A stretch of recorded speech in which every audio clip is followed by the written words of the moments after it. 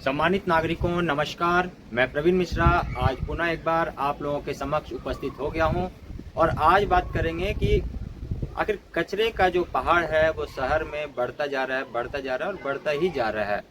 इस बढ़ते पहाड़ को कम करना हो तो हम मिलजुल कर एक प्रयास कर सकते हैं और इस प्रयास के तहत यदि हम बात करें तो ये कवायद शुरू होगी अपने घर से।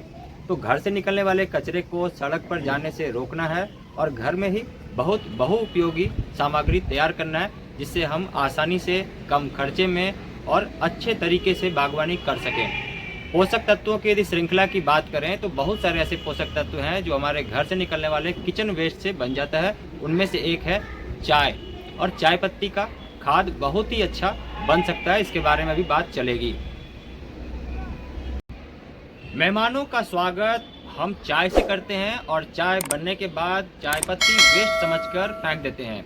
लेकिन आज जो हमारे साथ नए मेहमान जुड़े हैं, नए हमारे दर्शक जुड़ रहे हैं, उनका भी हम स्वागत करते हैं और उनसे एक रिक्वेस्ट करते हैं कि आप अपने घर से निकलने वाले चाय पत्ती को यूं ही बाहर न जाने दें और एक बहुउपयोगी खाद में इसे बदल सकते हैं। तो आइए सीखते हैं कि कैसे इस खाद को बनाया जाएगा, इसके बारे में जानकारी और इसके बारे में सबसे पहले सामग्री क्या होगी ये बात करते हैं। तो सबसे पहले कोई सा भी पॉट ले लीजिए, बिन ले लीजिए, और ये प्लास्टिक का भी हो सकता है।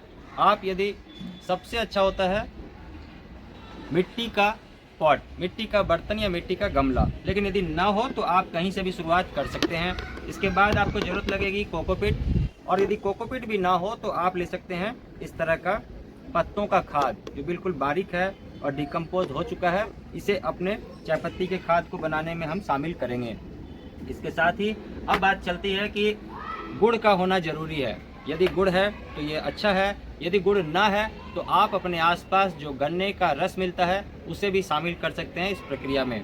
तो गुड़ यदि है आपके पास तो ओवरनाइट डालकर इस तरह के ग्लास में रख लीजिए और ये जब घुल जाएगा इस तरह का घुलनशील एक लिक्विड तैयार हो जाएगा। इस लिक्विड का उपयोग हम लोग करेंगे अपने इस चाय पत्ती के खाद को बनाने के लिए। हालांकि डिकम्पोजिशन की यदि हम बात करें तो अलग अलग तरीके का डिकम्पोजिशन का एलिमेंट है जो कि किसी भी ऑर्गेनिक मैटर को डिकम्पोज कर देता है, लेकिन हम लोग घर में सुलभ आसानी से उपलब्ध होने वाले डिकम्पोजिशन के अवयव को यहाँ पर लेकर आते हैं, जिससे कि जो नए दर्शक जुड़े हैं या जो पहले से भी दर्शक जुड़े हैं उनको बहुत आसानी हो सके। तो हम लोग इस चरण को सीखते हैं कि आखिर ये करेंगे कैसे और इसके बारे। तो आइए चलते हैं इस प्रक्रिया को सीखने के लिए। सबसे पहले बिन में क्या करना है कि एक सुराख का होना बहुत ज़रूरी है। यदि ये सुराख आर पार हो तो ज़्यादा अच्छा है, और इसमें हम लोग लगाते हैं 30 डिग्री या 45 डिग्री एंगल पर कोई भी इस तरह का टीकरी, जो कि यहाँ पर हवा को तो अंदर आने दे पर एक्स्ट्रा जो वाटर कंटेंट है वो आसानी से यूँ ही बाहर ना निकल जाए। इसके बाद सबसे नीचे लेयर में लगाते हैं कोकोपीट या फिर पत्तों का खाद। इसे एक लेयर इस तरह से बिछा देते हैं। इस प्रक्रिया को जानने और समझने के लिए ज़रूरी होगा कि कम से कम ये 1 इंच तक नीचे में रहे, और ये 1 इंच तक रहेगा तो नीचे जो भी वाटर कंटेंट बनेगा, मॉइस्चर कंटेंट बनेगा, उसे यहाँ पर ये होल्ड करके रखेगा। और होल्ड करके रखने से भी जो माइक्रोबियल एक्टिविटीज़ है, जो मगेट्स हैं, उनको ये डिकम्पोज करने में आसानी होगा और ये खाएंगे और खाने के बाद डिकम्पोजिशन भी आसान हो जाएगा।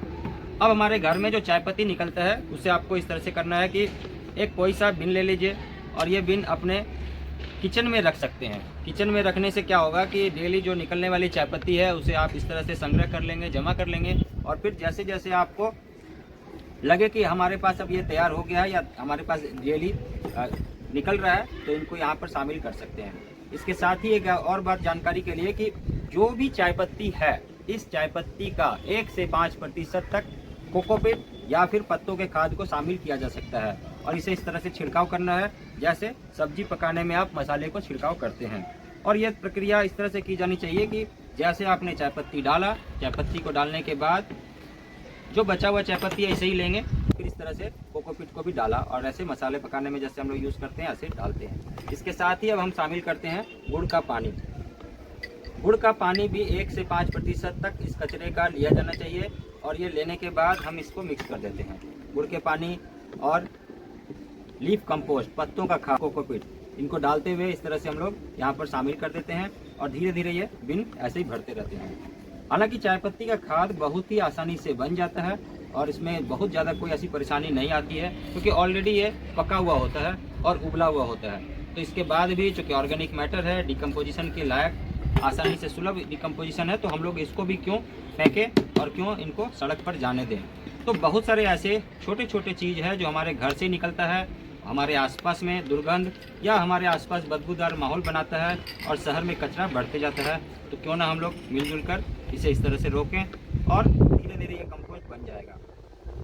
इस प्रक्रिया में जो कुछ भी बाधा है उसके बारे में अब बात करते हैं।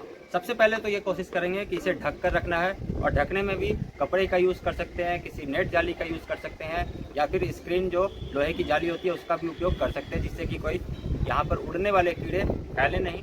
दूसरा, इसे रखने का जगह होता है जहाँ पर सर्दियों में हल्की गुनगुनी धूप लगे, गर्मी में सेमी शेड हो और बारिश में ऊपर से शेड हो जहाँ पर पानी डायरेक्ट इस पर ना लगे। इन सभी बातों का यदि आप ध्यान रखते हैं तो काफ़ी अच्छे से ये खाद बन जाएगा। और बीच बीच में इसे चलाना है, इसे मिक्स करना है, और मिक्स करते हुए इसे ऊपर तक भर देना है। भरने के बाद जब ये ऊपर तक भर जाएगा और इसके 2-3 दिन बाद ये नीचे बैठना शुरू कर देगा, तो आपको अब ऊपर से एक्स्ट्रा अलग से कोई चाय पत्ती नहीं डालना है और इस प्रक्रिया को नहीं दोहराना है। आप देखेंगे कि धीरे धीरे ये खाद में तब्दील होता जा रहा है। बीच बीच में आपको ऐसे गुड़ाई करनी है, और गुड़ाई करने के बाद आप देखेंगे कि ये अच्छे से डिकम्पोज हो गया है। शुरुआत में थोड़ी फंगस आएगी, फंगस आने का यहाँ पर आशा है कि ये डिकम्पोजिशन का एलिमेंट है। फिर थोड़े कीड़े भी आएंगे, मगट्स भी आ सकते हैं। ये सारे एलिमेंट इस चाय पत्ती को डिकम्पोज करने के लिए आते हैं, और इसी से ये डिकम्पोज हो जाएगा और अच्छे से खाद में बदल जाएगा। तो मुझे उम्मीद है कि ये जानकारी अच्छी लगी होगी। आपको यदि इनमें कोई भी संदेह हो या कोई शंका हो, या ऐसा लगता हो कि इसमें और कुछ परेशानी आ रही है, तो ज़रूर से कमेंट बॉक्स में लिख कर भेज सकते हैं और आप जानकारी साझा कर सकते हैं। साथ ही आप यदि ये लिख कर भेजेंगे कि आप कौन से शहर से इस वीडियो को देख रहे हैं, तो हमें और आसानी होगी, हम आप तक पहुँचने का भी प्रयास करेंगे। तो आज के लिए बस इतना ही। हमें दीजिए इजाज़त और हमें दीजिए आशीर्वाद। आप लोगों के समक्ष पुनः उपस्थित होंगे नई जानकारी के साथ। तब तक बहुत ध्यान से रहिएगा। Thank you very much, take care और नमस्कार।